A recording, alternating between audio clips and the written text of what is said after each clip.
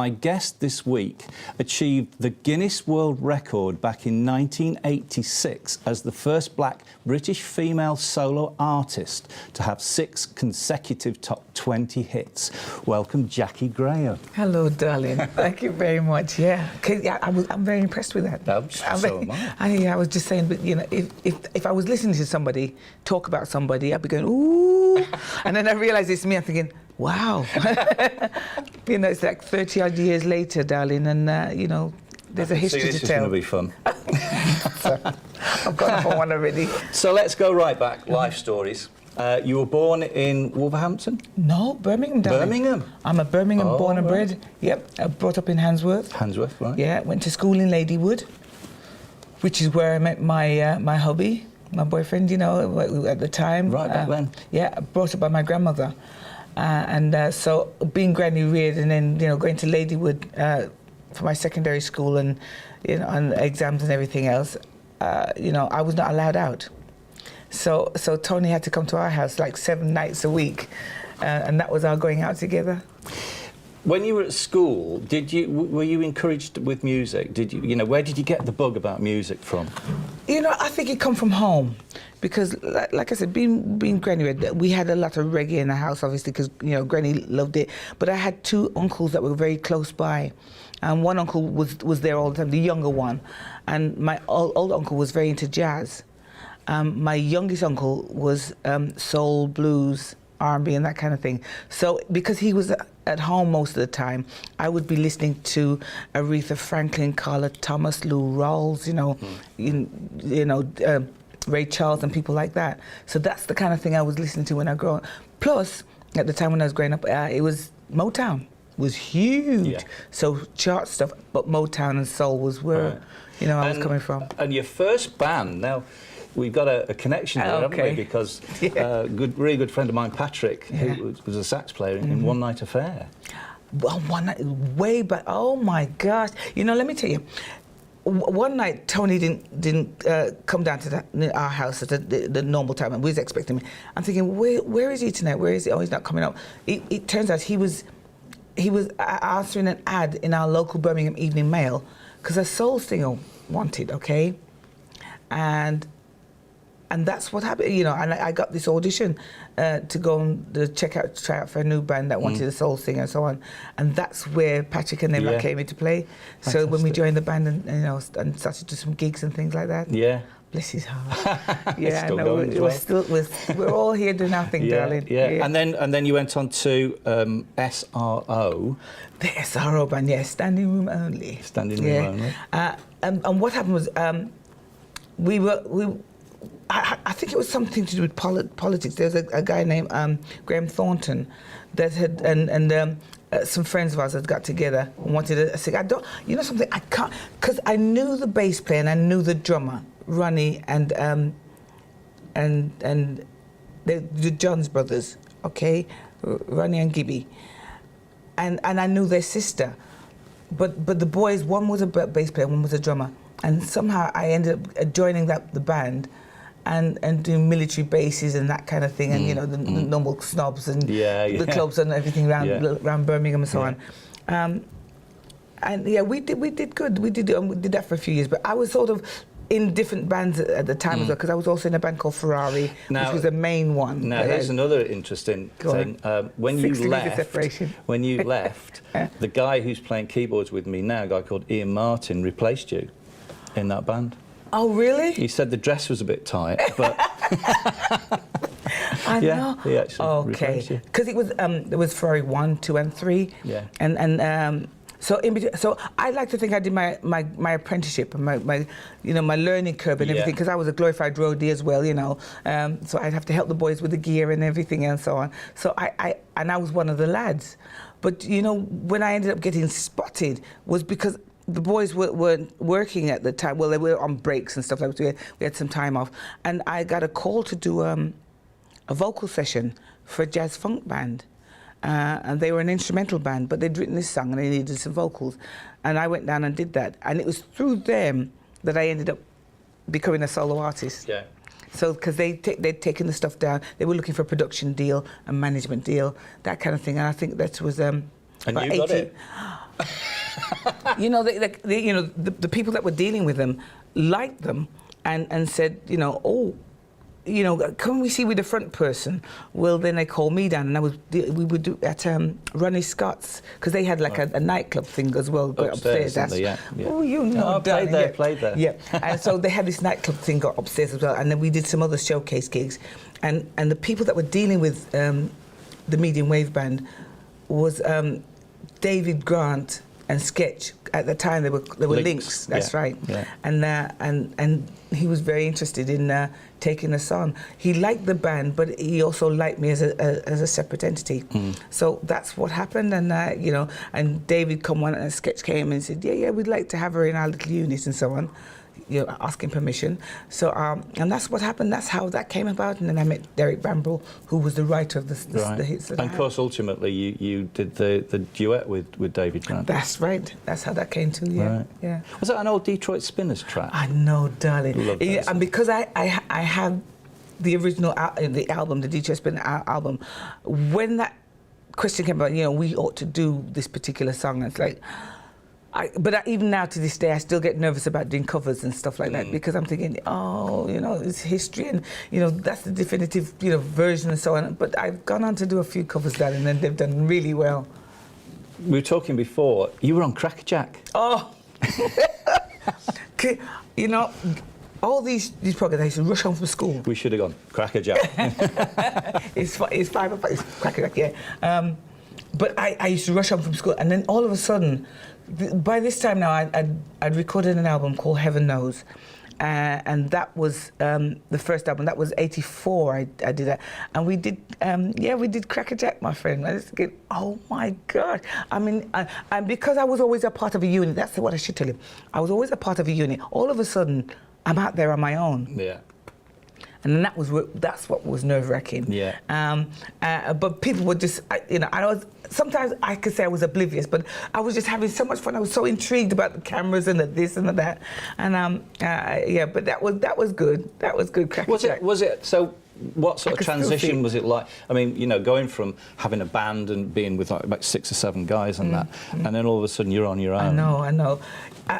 But I try to block that out, because if I was doing anything, the only time I do maybe something on my own is when we're doing playback for TV or something like that. Yeah. But if you're going out with a band and everything else, it wasn't me and them, it was us. Yeah. So that's how it made me feel safe somehow. You know, I was a part of something, and it wasn't just me. Even though it was, because once I thought about that, it was frightening. Yeah. But no, I had my company. I got the boys and the girls around me, and I can, you know. Yeah. So I was a unit. Comfort thing, isn't it? I played a video, Breaking Away. Oh, which was where was that done? That was Calidor in Menorca, I think it was, yeah. And that's the second album, right? And that's the title track of the second, which was the Breaking Away album, which that was the one I think really then propelled me to the national and international arena. So there were some songs on there, darling, that, you know, stands the test of time. I came on the scene in the sort of mid 80s, thinking, you know, this could be a one-hit wonder thing going on. But you know what? I'm going to enjoy it. I'm going to go with the ride, meet and do everything and so on, and just embrace it all. Yeah. But then, you know, I had another hit, and then I had another hit, and it's like, oh, maybe I'm here to stay. And then when they called me to do the Breaking Away album, the video for the Breaking Away track, and to send me to Calidor, I'm thinking, ooh, I've made it now, man. They're sending me on a location video, you know, across the waters and everything else. So yeah, it was a big, big thing for me, darling. Big thing. So after that album, when did you meet Michael MacDonald? It came out to pass that he ended up doing a gig, Birmingham Odeon. I said to everybody, my hometown, Birmingham Odeon, and I'm saying to Tony, if I'm not working, is there any way that, you know, we can get to go and see Michael's gig? And then, but unbeknownst to me, Tony was talking to the promoters of you know, Michael's tour, and they were looking for a singer. I didn't realize this, but they were looking for a singer to obviously be a guest to do the hit Patti single, LaBelle part, yeah. And so I think it was a Wednesday, and he says, we've got it. Got a phone call and he said, we've got it. I said, what? Michael MacDonald said, we got tickets to go see Michael. I was excited. And then the next thing he went, no, you're singing with him. I went, I beg your pardon?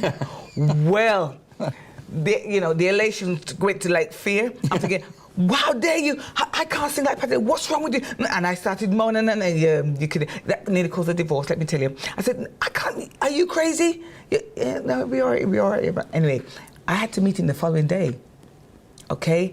And I was gigging with him that night. So I heard about it on the Wednesday, and I was gigging with him on the Thursday night. So I needless to say, I was sweating bricks all night.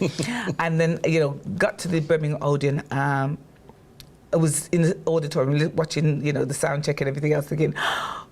Gosh, they were so hot. His voice, the band was rocking, and I'm thinking, oh my gosh, Anyway, Michael then says, is Jackie here?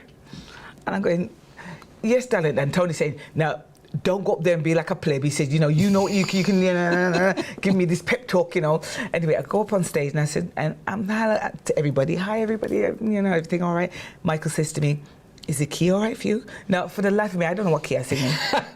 All I know is I can't sing like Patti LaBelle, okay?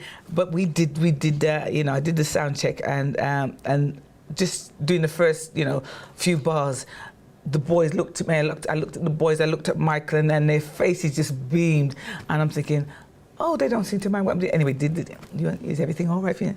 And would you like to come with us in the coach with the, on the tour and everything? I said, well, my daughter's on school holiday. Natalie was about 6 at the time. I said, my daughter's on school holiday, darling. We were going to follow your coach in our car and everything else. So, we're all family people here, don't worry. But I got to meet Michael's mom on that tour, his wife, his cousins. And, I mean, the whole family had come on this tour. Right. Because they wanted to come to England. But we've, since then, baby, he's looked after, he's been a friend for life. He really has written some stuff for me for my albums. My kids call him Uncle Mike, and since then, Michael's had children of his own. So, so throughout the years, he's always looked after me. Fantastic. And, it's been and the band as well, so they've been it's a good friendship. Good friendship. You did a track that was a massive hit in America, didn't you? Ain't Nobody. Was that the Chaka Khan one? Yeah. Oh, now, did I say earlier about doing covers? Yeah. I did. Okay. Yeah. Well, they said, Jack, this would be a great one for you to do. I'm going, no, you're joking, and because Shaka's my lady, man, and nobody can do it, like she does. But I twist my arm. I ended up doing it, and I had a #1 on the Billboard chart in America with it, and I did a little tour with it. So I think, and Shaka gave me the thumbs up as well. She said, if anybody's going to do it, Jackie will do it, justice. So. Yeah. And which I thought was really lovely. Yeah. Yeah. So I did do the cover, but it's such a song though. It's such an uplifting, feel-good tune that I think you can't fail with it. You really can't fail because everybody knows it, and it's an iconic tune. So. Big change in style then. Like 2009, you get a call from the BBC about doing this big band thing. Yeah. Let me tell you, everybody. I'm still learning, and I'm still great. I say this to everybody. I say to the kids every time I see, young artists coming up and everything. You never stop learning. When I got the call to do the big band thing, they, Jack, would you be interested in doing Gershwin with the big band? And I'm going, I'm feeling, oh yeah. My heart's saying yeah, but nerves and that. I have to be pushed. I'm one of these people. Regardless of this confidence that you might see, but I do have to be pushed. So I said, well, yeah, I'd love to do it. So I started to research the songs that we were going to do, and I looked at it. And back then the songs had refrains and stuff. So I'm thinking, I don't know this stuff. I really have to study. And as it went through, and I started to research it, I'm thinking, but I know this stuff. I grew up listening to films and everything else. And my dad used to be whistling some of these tunes. I'm thinking. But because it had an intro to it somehow that you don't always hear, I didn't think I knew this. Anyway, I learned them, and I met the band, and I had to go down to London, and then rehearse and everything else with them, and I just in that little room and the sound of the band. Well, anyway, I did it at in Birmingham here, Town Hall was it. 2000, I think it was 9 or 10 or something. 2009 you did Gershwin. There you go. Yeah. Oh, I remember nothing. But the fear I had doing, but it was awesome. It was awesome. And Beautiful then sound, isn't it, in orchestra? Oh my gosh! And you got all, and I just wanted to step back and just let them play, because. But you know, I did. But it made me think. You know, actually, I quite like this. I quite like how the voice sounded doing that style of music. You know. So and then I got a call a couple of years then, or a year or so later, to do Duke Ellington. Duke Ellington. That's right. To do Duke Ellington. I mean, great songs. And oh my gosh! Great songs. You talk about things that stand the test of time. There's me thinking. I think our stuff sort of stands the test of time, but those songs from the 40s, you know, 40s and amazing. Yeah. Yeah, amazing. Absolutely brilliant. And you also did a tour with his Cliffness, didn't you, Sir Cliff? Oh, my friend, my baby, Sir Cliff. I tell everybody about Sir Cliff. Yeah. You know something? Curtis, I mean, I've met a lot of people along the way, darling, and I say this all the time. And it's been some wonderful collaborations and wonderful meetings and stuff like that, and just to hang out with some of these people. But courtesy of Sir Cliff, I got to meet Frida Payne. Now, we're talking about collaborations again, because I covered one of Frida Payne's song, Band of Gold, and I had a little hit with that too. And I was telling Frida this, and she, you know, she said thumbs up as well. So she heard it, and she was aware of it. I met Percy Sledge. Yeah. I met a gentleman by the name of Lamont Dozier. Yeah. There was James Ingram on that tour. There was Billy Davis and Marilyn McHugh, right? And from Fifth Dimension. So everything is 6 degrees. But the reason I tell you this, because I was signed to Motown for a short period of time. I know, yeah. For sure, okay. And to meet people like Lamont Dozier, and one they of all, the gods, isn't he? Oh my God! And the story that he had to tell, absolutely brilliant. And he and Frida went to school together, and they all knew each other. And myself and Sir Cliff was just sitting there thinking, wow, with the stories they were telling. And I was looking at Sir Cliff, and he's looking at me thinking. It's like hearing your elders talk about old stories when you're in the company, and you're just listening. But they absolutely, and I learned so much from them too.